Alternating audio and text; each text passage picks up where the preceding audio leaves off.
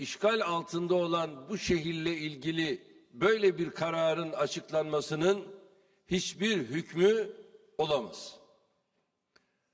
Amerika Birleşik Devletleri'nin veto yetkisine sahip olduğu Birleşmiş Milletler Güvenlik Konseyi'nin 1980 tarihinde aldığı 478 sayılı karara göre hiçbir ülke Kudüs'te büyükelçilik bulunduramaz.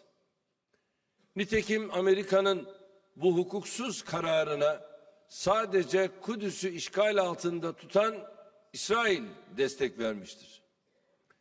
Bu gayrimeşru kararı kabul etmeyen tüm ülkelere teşekkür ediyoruz. Sayın Papa dahil olmak üzere şu ana kadar yaptığım tüm görüşmelerde Kudüs'le ilgili bu kararlı duruş teyit edilmiştir. İslam ülkeleri de ilk andan itibaren ve en açık şekilde Amerika Birleşik Devletleri'nin Kudüs'le ilgili kararını külliyen reddetmiştir. İslam İşbirliği Teşkilatı Zirve Dönem Başkanı olarak aynı gün dünya kamuoyuna bir çağrıda bulunarak bu kararın vicdan, hukuk, ahlak ve tarih önünde hükümsüz olduğunu ilan ettik. Bu karar her şeyden önce şiddet yerine barıştan yana tavır koyan, barışı isteyen taraf olduğunu defalarca ispatlayan Filistinlilerin cezalandırılmaları anlamına geliyor. Bu karar şimdi sizlere haritada da göstereceğim 1947'den bu yana Filistin'de neler oldu bunu görmenizde büyük faydalar var. Bakınız 1947 Filistin ne durumda ve İsrail ne durumda? Sene 1947 Birleşmiş Milletler Paylaşım Planı. Bu paylaşım planında Filistin ciddi manada bir küçülme yaşıyor. İsrail ise büyüyor. Sene 1949-67 arasına bakıyoruz. Filistin ciddi manada küçülüyor. İsrail ise büyümeye devam ediyor. Ve geliyoruz bugüne. İşte buyurun. Şu anda bakınız 1947'de İsrail neyse şimdi de Filistin ne yazık ki aynı duruma getirildi. Böyle bir taksimi inanın kurt kuzu mücadelesinde kurt bile yapmaz. Ama bu taksim işte burada yapıldı. Sizlere ayrıca bunların birer tablo üzerinde de dağıtılmış olması lazım. Zaten de biliyorsunuz ve 1947'den günümüze işte Filistin toprakları bu hale getirildi. Bu şunu gösteriyor. İsrail bir işgal devletidir.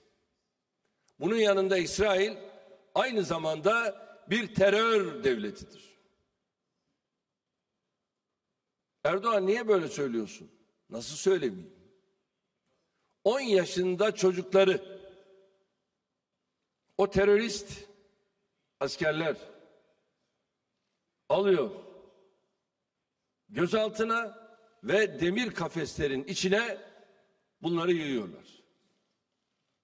14 yaşında çocuklar 20 kadar asker, polis neyse tarafından gözleri bağlanıyor ve 14 yaşında çocuk dipçikleniyor.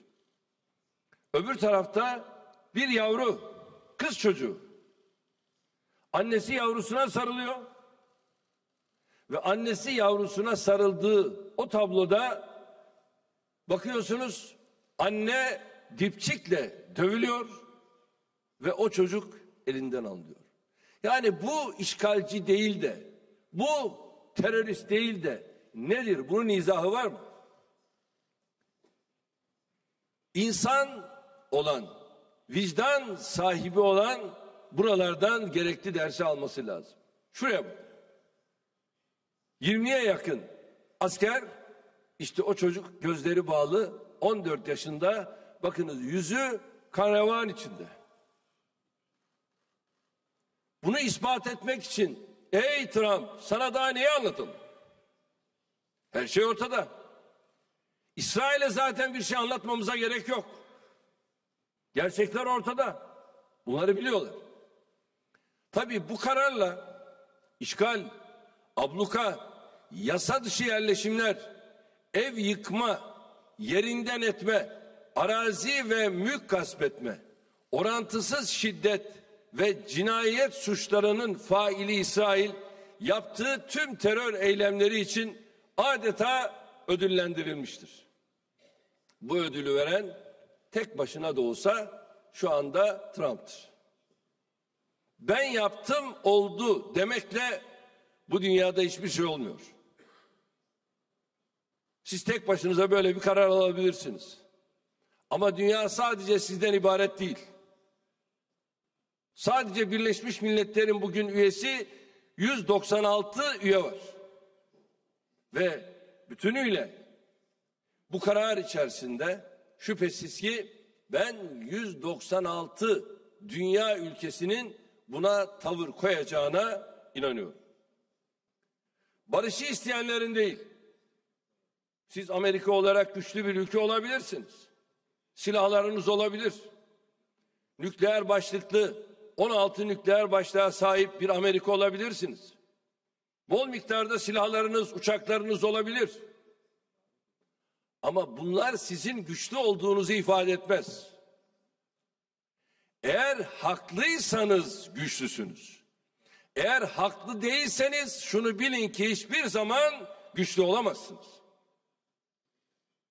Barışı isteyenlerin değil, barışı imkansız hale getirenlerin yanında duran Amerika Birleşik Devletleri, terörizmle yoğun mücadelenin yürütüldüğü böyle bir dönemde tüm fanatiklerin ekmeğine yağ sürmüştür. İşte bunu Suriye'de de gördük. Suriye'de YPG, PYD terör örgütlerinin yanına DAEŞ'e karşı mücadele etmek üzere o terör örgütlerini yanına alarak onlarla beraber böyle bir mücadelenin içerisine girmiştir Sayın Trump. Kendilerine bunu anlattığımız için rahat rahat konuşuyorum. Niye? Bir terör örgütünü bir başka terör örgütüyle yok edemezsiniz. Ve sadece Kuzey Suriye'ye 4000 tırı aşkın zırhlı taşıyıcılar, tank, top, mühimmat nakledilmiştir. Peki Kuzey Suriye'ye 4000 tırı aşkın bu silahlar acaba niçin geldi? Neden getirildi? Demek ki orada bulunan terör örgütlerine bu destekler verildi. Kudüs kararıyla ateşlenen fitil, Amerika ve İsrail ile birlikte tüm insanlığa yönelik tehditlerin kapısını açmıştır. Bölgemizde yaşanan diğer sorunlar, Filistin meselesini bize ve insanlığa asla unutturamaz. Filistin meselesine adil ve sürdürülebilir bir çözüm bulunmadan bölgesel ve küresel ölçekte kalıcı barış ve istikrardan söz edilemez. Hukuku çiğneyen, vicdanları yaralayan bu tür adımlar uluslararası sisteme ve Birleşmiş Milletler'e yönelik güveni de dinamitliyor. Hepimizin geleceğini ilgilendiren bu duruma seyirci kalamayız. Kardeşlerim, Amerika'nın Kudüs kararı uluslararası hukuku çiğnemenin yanında medeniyetimize de indirilmiş ağır bir darbedir. Ecdadımızın Kudüs'ün tüm ihtiyaçlarını gidermek için bu mukaddes beldeye özenle hizmet etmiş, hiçbir ayrım gözetmeden tüm şehir halkının refahını, emniyetini ve ibadet özgürlüğünü garanti altına almıştır.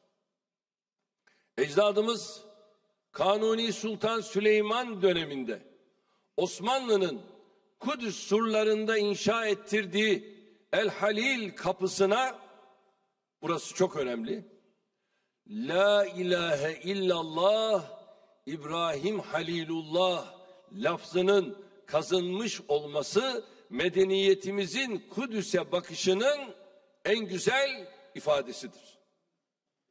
Hristiyan alemi için büyük önem taşıyan Kudüs'teki kilisenin balkonunda 162 yıldır hassas mezhebi dengeler sebebiyle öylece duran ahşap merdiven bize şehirle ilgili aslında çok şey anlatıyor. Bugün Kudüs'ün mahremiyetini hiçe sayan kararlara imza atanların, Hazreti Ömer radıyallahu anh'ın büyük bir tevazuyla girerek mukaddes bir emanet olarak teslim aldığı Kudüs'ten alacakları çok dersler vardır. Kudüs'ün tüm inançlar için taşıdığı öneme saygı duyan Sayın Papa'ya, adil bir barış için gayret eden aklı selim sahibi Musevilere, Kıptilere tahkir edilseler de muhkem duruşlarından taviz vermeyen herkese şahsım ve milletim adına teşekkür ediyorum. Tabii en başta da asırlardır namusları olarak gördükleri Kudüs'e hizmet eden, koruyan, mücadeleden asla vazgeçmeyen Filistinli kardeşlerime şükranlarımı sunuyorum. Bölgemizde ve Kudüs'te barış ancak her kesimden, her milletten, her inançtan ahlaklı, dürüst ve adil insanların çabasıyla sağlanacaktır. Buradan uluslararası hukuka, hakkaniyete sahip çıkan tüm ülkeleri, Kudüs'ü Filistin devletinin işgal altındaki başkenti olarak tanımaya davet ediyorum. Artık daha geç kalamayız diyorum. İslam ülkeleri olarak başkenti Kudüs olan egemen ve bağımsız Filistin devleti talebinden asla vazgeçmeyeceğiz. İsrail askerlerinin Amerika'nın Kudüs kararını protesto eden Filistinli kardeşlerimize uyguladığı zulmü lanetliyoruz. Bu vesileyle Filistin davasının tüm şehitlerini rahmetle anıyoruz. Geçen hafta Kudüs'te İslam idaresinin sona erişinin 100. yıl dönümüydü. Birinci Dünya Savaşı sırasında Kudüs'ün ve Filistin'in müdafası için Filistin cephelerinde savaşan ve toprağa düşen tüm şehitlerimizi de Allah'tan rahmetle andık. Müslümanlara düşen görev her hal ve şart altında Kudüs'e sahip çıkmaktır. Ülkemizdeki ve dünyanın her yerindeki tüm kardeşlerimizden imkan ve fırsat buldukça Kudüs'e gitmelerini, Harem-i Şerif'i ziyaret etmelerini özellikle istiyoruz.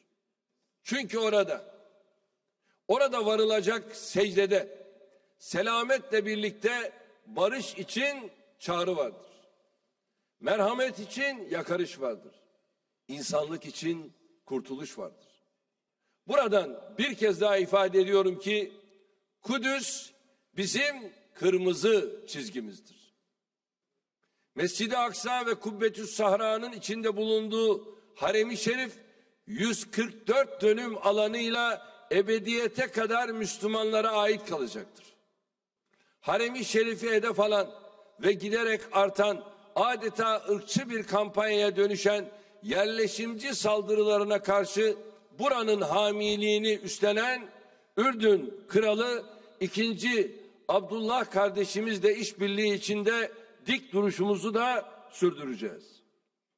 Filistinli kardeşlerimizin de kendi aralarındaki sorunlarını çözerek bu imtihanlar karşısında vahdet içinde hareket etmeleri artık bir zorunluluk haline gelmiştir. Kudüs Fatihi Selahaddin Eyyubi'nin şu altın tavsiyesi hepimize rehber olmalıdır. Dostlarıyla uğraşanlar hasımlarını yenemez. Değerli kardeşlerim, henüz Filistin devletini tanımamış olan ülkelerin artık bu önemli adımı atmaları, bölgede aklı selimi ve adaleti ayakta tutacak bir dengenin sağlanabilmesi bakımından şarttır. Özellikle Avrupa'nın, İsrail'in bir taraftan yerleşimleri genişletirken diğer taraftan Filistin devletini tanımayın çünkü barışa mani olur söyleminin esiri olmaktan vazgeçmesi gerekiyor.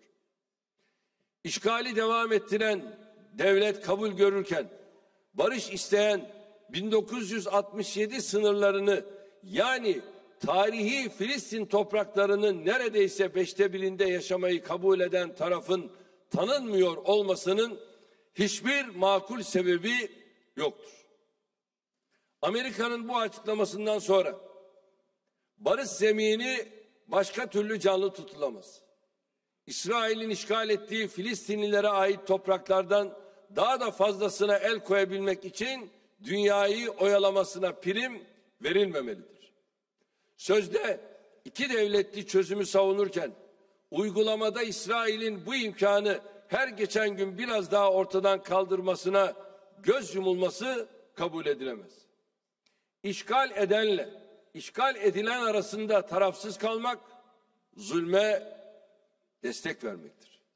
Bunun için en azından Filistin'in uluslararası anlaşmalara ve kuruluşlara dahil olma süreci hızlandırılmalıdır. İslam ülkeleri olarak Filistin devletinin diplomatik sahada tam temsili konusunda daha güçlü bir irade ortaya koymalıyız. Bugün buradan bunun çıkması gerekmektedir. Vicdan sahibi, gelecek nesiller adına mesuliyet sahibi herkesin maddi manevi tüm imkanlarını Kudüs için seferber etmesini istiyoruz. İslam İşbirliği Teşkilatı Zirve Dönem Başkanı sıfatıyla Amerika Birleşik Devletleri'ni attığı bu son derece yanlış, provokatif ve hukuk dışı adımdan bir an evvel geri dönmeye davet ediyoruz. Bu adımla kendini barış sürecinde diskalifiye eden, arabuluculuk vasfını tamamen yitiren Amerika'nın yerine uluslararası toplumun tamamından dünya barışı ve istikrarı için sorumluluk üstlenmelerini bekliyoruz. Bugün burada verdiğimiz mesajların tüm dünya tarafından ciddiyetle değerlendirileceğine inanıyorum. İştirakleriniz için sizlere bir kez daha teşekkür ediyorum. Esselamu Aleyküm ve Rahmetullahi ve Berekatuhu.